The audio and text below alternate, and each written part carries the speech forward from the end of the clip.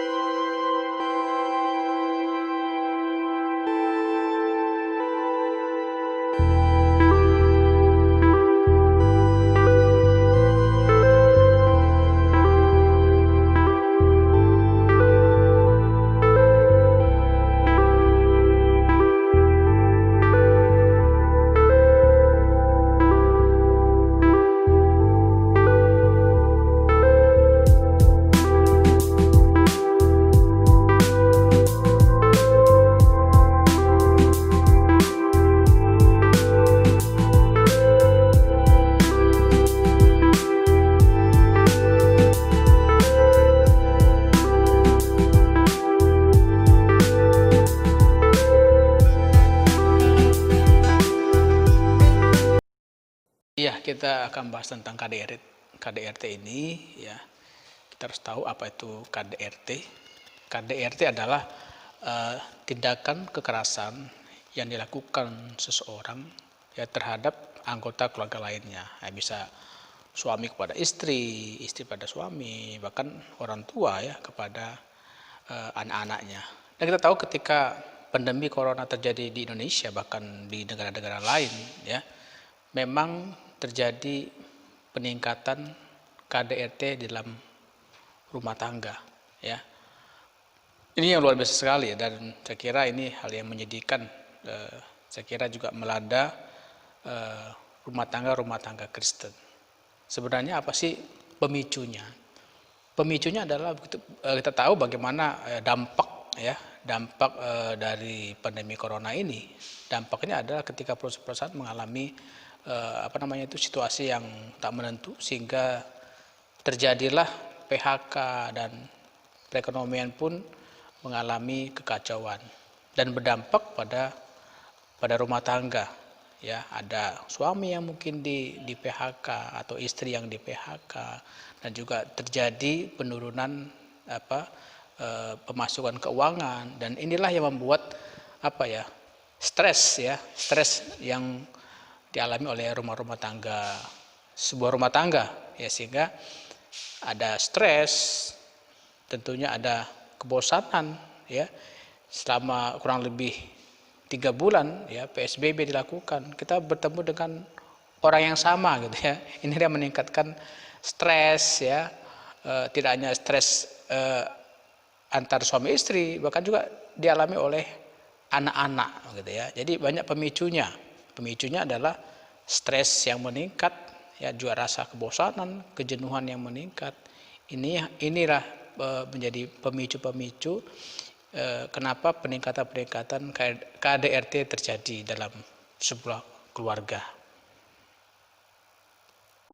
Bappenas memperkirakan tingkat kemiskinan di Indonesia akan berada di kisaran 9,7% hingga 10,2% di tahun 2020. Angka ini lebih tinggi dari target awal sebelum pandemi yang dipasang di kisaran 8,5% hingga 9%. Akibat pandemi COVID-19, jumlah penduduk miskin di Indonesia diperkirakan meningkat bertambah antara 1,89 juta hingga 4,86 juta orang. Data yang disampaikan Kementerian Keuangan menunjukkan bahwa angka pengangguran juga diperkirakan naik cukup tinggi, bertambah antara 2,92 juta hingga 5,23 juta orang. Seiring dengan ini, angka pertumbuhan ekonomi juga diperkirakan terkoreksi cukup dalam.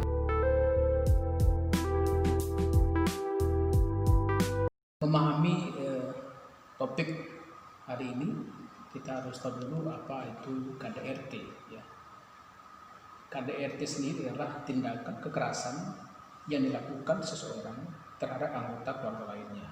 Bisa suami kepada istri atau istri kepada suami, yang bahkan orang tua kepada anak-anak. Ya, macam-macam kekerasan itu berbagai macam. Ada tindakan kekerasan secara fisik ya, tindakan kekerasan secara verbal, ya, secara kata-kata, kekerasan seksual, bahkan kekerasan secara ekonomi, keuangan, ya, bagaimana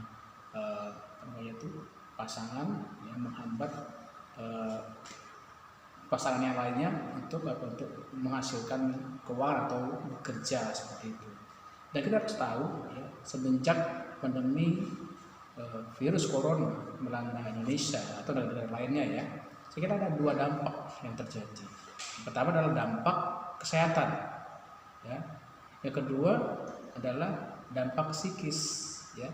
Saya kira pandemi corona ini luar biasa, ya, tentunya mengguncang perekonomian Indonesia, ya. Kita tentunya tidak kita melihat bagaimana banyak orang juga mengalami PHK. Saya kira dalam rumah tangga yang mungkin suami di PHK atau istri di PHK ini kan mengalami goncangan finansial yang luar biasa dalam sebuah rumah tangga, sehingga mengakibatkan terjadilah stres, ya, yang luar biasa, ya. Dan juga belum lagi ketemu dengan orang yang sama selama PSBB, ya, 4L, ya, lo lagi gitu, ya. Jadi ini merupakan puncak, ya, dampak yang luar biasa dari pandemi virus corona ini adalah sebenarnya tidak stres yang luar biasa terjadi, sehingga memunculkan namanya tindakan kekerasan dalam sebuah rumah tangga.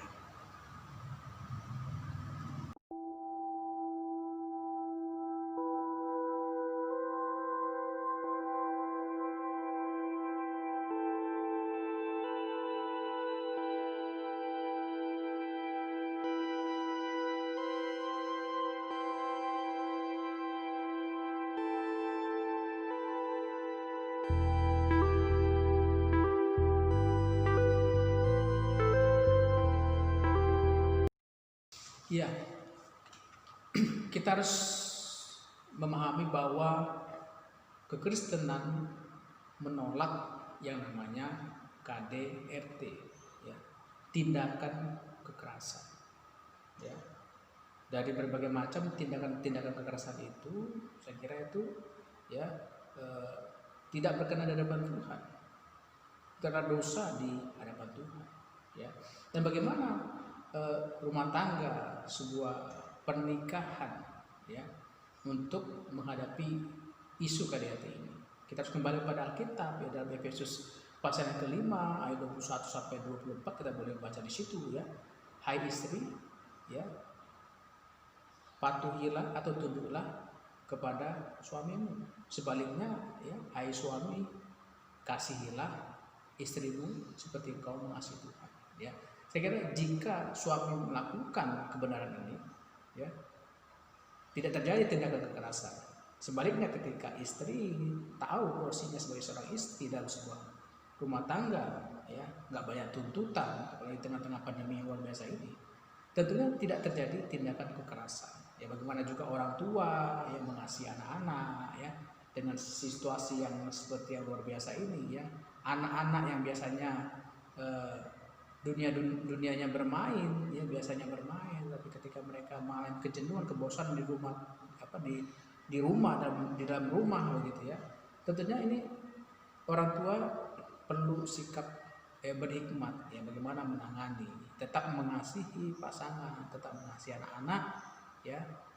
Kita harus tahu perasaan mereka yang mereka alami selama, ya, pandemi virus corona ini. Kasus kekerasan dalam rumah tangga meningkat selama masa pandemi COVID-19. Ada banyak faktor yang menjadi pemicunya. Faktor ekonomi, stres manusia, dan sederet permasalahan lainnya menjadi pemicu meningkatnya angka kekerasan dalam rumah tangga saat masa pandemi masih berlangsung.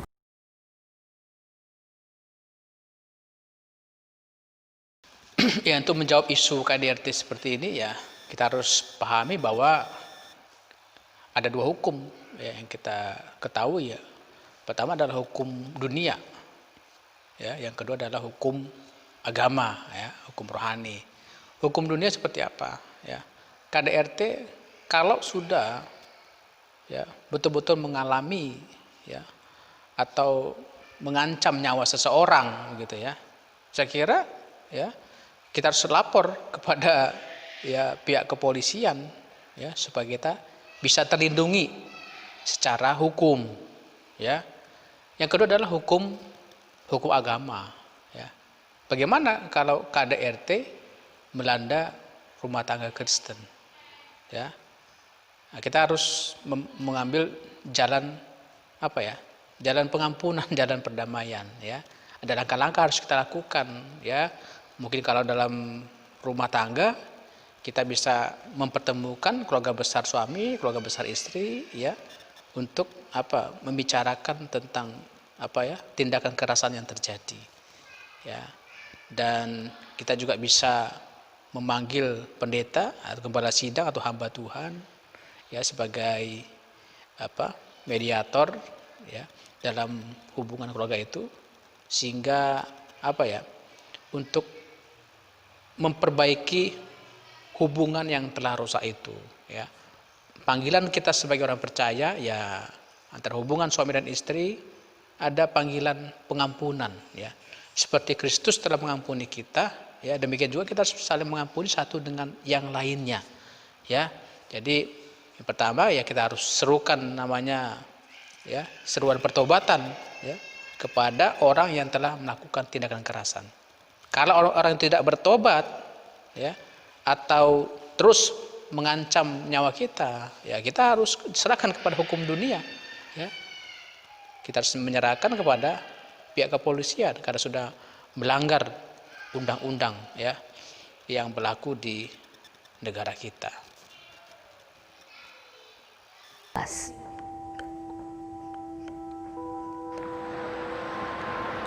Ternyata hal yang sama juga terjadi di Amerika Serikat. Hotline kekerasan rumah tangga di Portland, Oregon ini mencatat terjadi peningkatan panggilan hingga 2 kali lipat dibanding sebelumnya.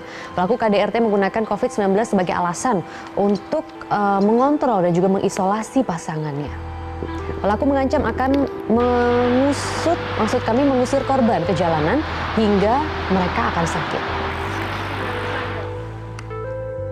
Sementara kita lihat juga di Inggris, pemerintah sibuk menangani COVID-19 hingga abai mengawasi dan mencegah KDRT yang juga mengakibatkan banyak korban meninggal dan terluka. Anggota Parlemen Britania Raya Dawn Butler mendesak Perdana Menteri segera mengalokasikan dana darurat.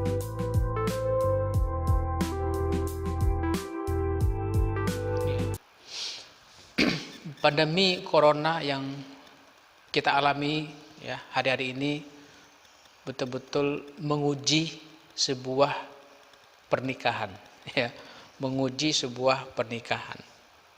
Diuji tentang apa? Tentang kesetiaan kita kepada pasangan ya. Diuji tentang apa? Kesetiaan kita, kasih kita, kecintaan kita kepada pasangan satu dengan yang lainnya ya. Dan kita harus ingat bahwa pernikahan adalah apa? Sebuah perjanjian kita ya.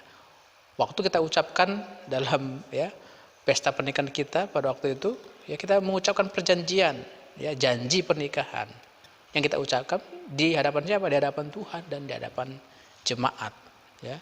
Kalau kita ingat bagaimana perjanjian pernikahan yang kita ucapkan ya, aku akan setia kepada engkau ya pada waktu sakit maupun sehat ya, pada waktu apa lagi? Pada waktu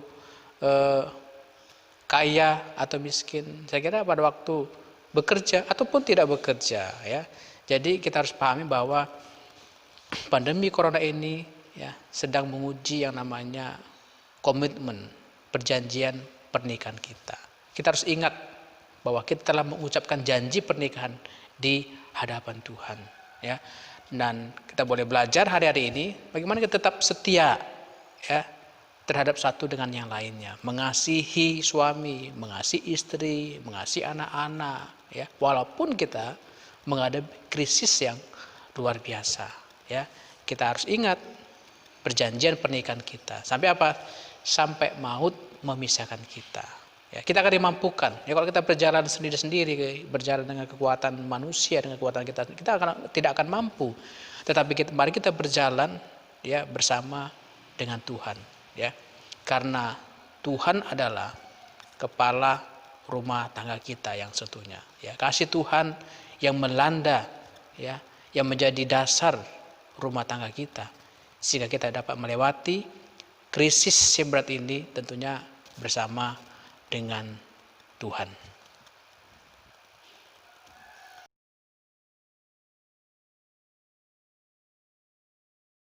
Bapak Ibu yang mengalami krisis dalam rumah tangga oleh karena pandemi corona ini, saya rindu berdoa bagi Bapak Ibu dalam keluarga masing-masing ya. Mari kita bersatu di dalam doa. Bapa kami di surga, terima kasih buat kasih setiamu dalam kehidupan kami, pertolongan Tuhan yang luar biasa yang Tuhan nyatakan dalam kehidupan kami. Kami sadar ketika pandemi corona melanda negara kami, bahkan juga sangat berdampak bagi rumah tangga kami. Dan ada banyak hal yang kami alami. Dan kami tidak tahu, mungkin ada suami yang di PHK atau istri yang di PHK, mengalami krisis keuangan sehingga berdampak yang luar biasa bagi rumah tangga mereka masing-masing. Kami berdoa, Tuhan kiranya memulihkan rumah tangga Kristen dimanapun mereka berada. Jika mereka bergumul untuk mencari pekerjaan, Tuhan kiranya buka jalan. Sehingga stres pun tidak menjangkit rumah tangga mereka, sehingga kasih Tuhan tercurah atas rumah tangga mereka. Tuhan kami berdoa buat rumah tangga yang juga mengalami kegoncangan tentang komitmen mereka pada Tuhan. Kuatkan mereka kembali, biarlah mereka tetap memohon pertolongan Tuhan atas rumah tangga mereka, bahwa Tuhan adalah jawaban atas setiap pergumulan dalam kehidupan mereka masing-masing. Kami berdoa untuk pasangan suami istri agar mereka tetap kuat dalam menghadapi krisis apapun, sehingga mereka ada dalam naungan kasih Tuhan. Kami berdoa juga para orang tua yang juga mengalami kesulitan untuk menjaga merawat anak-anak mereka di tengah-tengah pandemi hari-hari ini, dengan kesabaran, hikmat Tuhan dalam tetap mengasihi anak-anak mereka dengan penuh kasih. Terima kasih Tuhan Yesus, terima kasih Bapa, kami terima berkat-Mu atas setiap rumah tangga. Kuatkan dan teguhkan kami untuk menjalani rumah tangga kami, sehingga kami terus boleh berjalan sesuai dengan kehendak Tuhan. Kami bersyukur di dalam nama Tuhan Yesus. Haleluya. Amin.